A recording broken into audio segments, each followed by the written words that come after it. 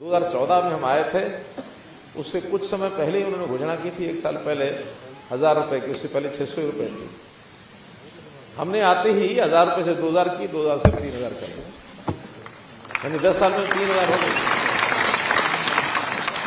तो हम अपने सिस्टम को ठीक रखे हुए हैं, बुजुर्गों की मदद भी करते हैं, सेवा भी करते हैं, और जो इस लेवल के और लोग होते हैं उनकी भी करते हैं। जैसे बुजुर्गों के साथ साथ हमने जो हमारी बहनें दुर्भाग्य से विधवा हो गई, पति का देहांत हो गया, अब उनको भी उतना ही पैसा देते हैं कि उनके परिवार की भी उनकी थोड़ा चिंता की जाए। जो दिव्यांग होते हैं, शारीरिक कोई कमी रह जाती है, उनको भी पैसे देते हैं। और पिछले दिनों में अचानक जो हमको ध्यान में आया, जिनके पति की डेथ हो गई विधवा को दिया, जिसकी पत्नी की डेथ होगी उसका, उन्होंने कहा उसकी भी लगा दो। 40 साल के बाद अगर वो दूसरी शादी नहीं कराता तो उसको भी पेंशन देंगे 3000।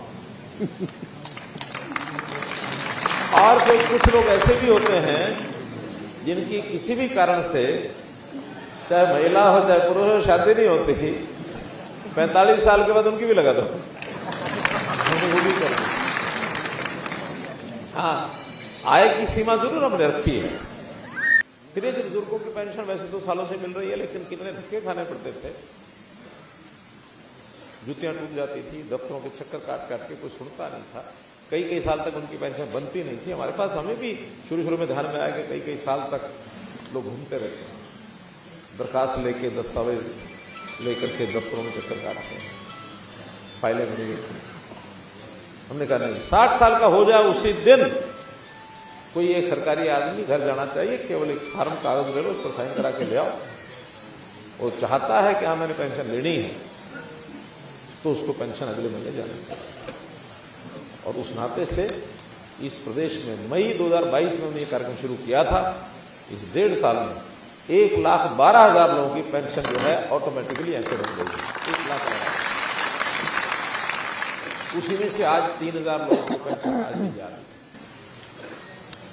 आज उनके सर्टिफिकेट बन गए हैं, अगले महीने ये पेंशन उनके खाते में पहुंच जाएगी।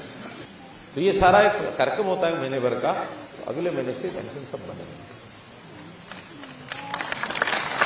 एक और भी विषय थोड़ा सा मैं ध्यान कराता हूं, क्योंकि हमारे यहाँ मीडिया के मित्र भी हैं, वो इसे ध्यान कर लेंगे कि वेरिफिकेशन बहुत जरूरी है। जैसे 60 साल की उम्र हो गई कि नहीं, जरूरी है, क्योंकि 8 साल पहले हमको ध्यान में आया कि कांग्रेस के टाइम के ऊपर कुछ लोगों ने 50 साल, 52 साल, 48 साल, 55 साल को उन्होंने पेंशन बढ़वा ली, और जब उसका वेरिफिकेशन हुआ तो फिर डिपार्टमेंट ने कहा कि नहीं, वापस लाओ, रिकवरी निकाल दी उनके ब्याज समेत। आखिर मैंने आके रोका, मैंने कहा भाई वापस लेने का ये तरीका ठीक नहीं है। अब जो ले गए, गलती कर गए, गलती हो जाती, किसे भी हो जाती है, आगे सावधानी बरतो कि 60 साल से पहले बने नहीं। और जिनसे आप वापस मांग रहे हो, इनका जिस दिन ये 60 साल के हो जाएंगे, उस दिन जो पेंशन देनी है, आधी इनको देते रहो, आधी पिछले वाली काटते रहो।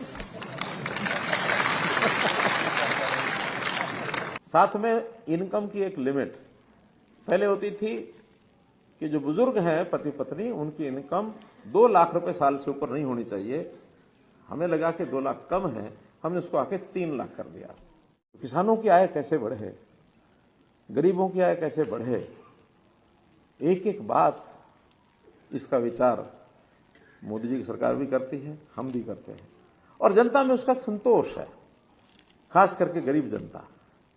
इसी का परिणाम है कि कल सब लोग खुशी खुशी नाच रहे थे। यानी 3 प्रदेशों में से एक आध प्रदेश तो ऐसा है जिसके बारे में सब कहते थे ना वहां बीजेपी नहीं आएगी, और वही सबसे ऊपर निकल के आई है। तो जैसे ये हैट्रिक लगाई है मोदी जी ने, यानी 3 स्टेटों में हैट्रिक लगी। अब यही हैट्रिक जो है मई के महीने में मोदी जी की लगेगी, और फिर 4 महीने बाद वही हैट्रिक हरियाणा में भी लगनी है। तो मित्रों, मैं तो इतना ही कहूंगा कि हमारे सामने हर ऐसा व्यक्ति, हर ऐसा परिवार, ऐसा वर्ग जिसको सहायता की आवश्यकता होती है, उसके लिए नई नई योजनाएं बनाते हैं। हमने जब देखा कि फैमिली आईडी में देखा कुछ बुजुर्ग 80 साल के आयु के हो गए हैं, इससे भी ऊपर हो गए हैं, और पता लगा कि वो अकेले रहते हैं कहीं कोने में किसी कमरे में, उनका खाना पीना भी दूभर है। जिलों में हमने डीसीज को कहा कि एक वृद्ध सेवाश्रम बनाइए, और वृद्ध सेवाश्रम में ऐसे लोग जिनका अकेले रहते हैं, उनकी भोजन की कोई व्यवस्था नहीं है, उनके कपड़े, दवाई, रहना सहना जो भी कुछ है उसकी चिंता सरकार करेगी। ऐसे वृद्ध सेवाश्रम में 80 साल या इससे ऊपर के जो अकेले हैं उनको सबको वहां लाएंगे, सबको लाएंगे और वहां उनकी पूरी सेवा करेंगे, आदमी रखेंगे, भोजन की इसकी व्यवस्था कराएंगे। सब डीसीज को हमने 14 जिलों में तो इन्होंने जगह भी देख ली है और उसके ऊपर बिल्डिंग का बनना भी शुरू हो गया है। शुरुआत करेंगे 15, 20, 25 से, फिर जैसे जैसे आएंगे लोग उस आश्रम में उसको बढ़ाते चले जाएंगे। तो ऐसे सेवा के काम ये सब करेंगे।